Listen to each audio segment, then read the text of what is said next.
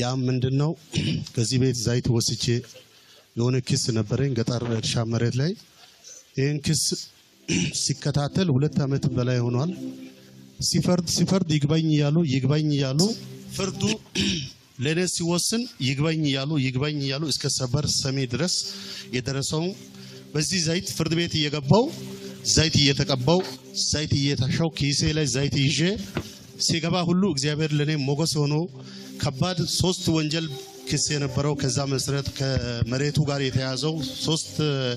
ወንጀል ነበር ከዛ ሁሉ እግዚአብሔር ነፃ አውጥቶኝ ዛሬ ለምስክርነት ቆም ያለው እና እሱም ብቻ አይደለም እዚህ ዘይት ወስጄ ለወንድሜ ባለስልጣን ነው 14 አመት ባለስልጣን ሆኖ በወረዳ ላይ የቆየው ፖለቲካ ምክንያት አድርጎ እና በግንገማ እንትናሉ 8 ወር ሙሉ ወንድሜ ሰውነቱን ቀንሶ ሐሳብ ሆኖ በብዙ ጭንቅ ላይ ቁጭ አለ እኔ ቆይ እስቲ አጸልያለሁ ብዬ ዘይት ከዚህ ወስጄ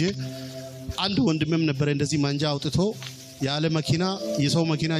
ሳምንት ይዛል ሳምንት ሲይዘው 15 ቀን ሲይዘው ያለ ባለ መኪናው ልጁ አመለኛ ጸባዩ እንትን ስለሆነ እየቀሙ ሲያስቸግሩ ይሄ ልጅም ተበሳጭቶ እንደገና መከላከያ ካልገባው ብሎ እንትን ስል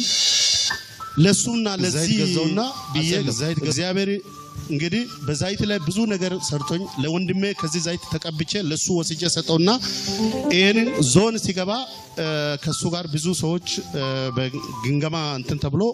ወደ ቤት የገቡታሉ በየወር ደግሞ 8 ወር ሙሉ ቁጭ አለ ያለ ስራ ያለ ምንም እና ይሄን ዘይት ሰጠውና ዘይቱን ተቀብቶ በየቢሮ ሲገባ ዞን አስተዳደር ቢሮ ላይ ሲገባ ይሄን ተቀብተ ግባ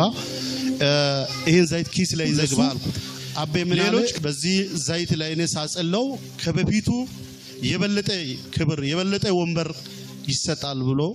አሜን ብዬ ተቀበልኩት እግዚአብሔር ስረዳ ወንድሜ አሁን የበለጠ ወንበር ዞን ገብቶ ከወረዳ ጥሩ ደሞዝ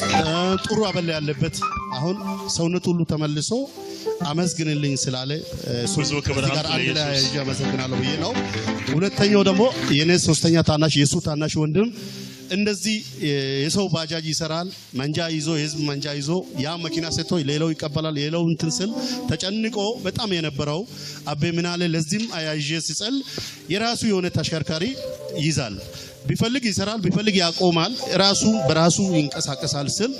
እግዚአብሔር ምንም ባልታሰበ ሁኔታ ለሱ ባጃጅ አዲስ ገዝቶ ይሸጣል ያተርፋል ይሰራል ሲፈልግ ያቆማል እግዚአብሔር ይገርማል ከዚህም በላይ ማመስገን አንችልም ጌታ የጌታ ስም ብሩክ ይሁን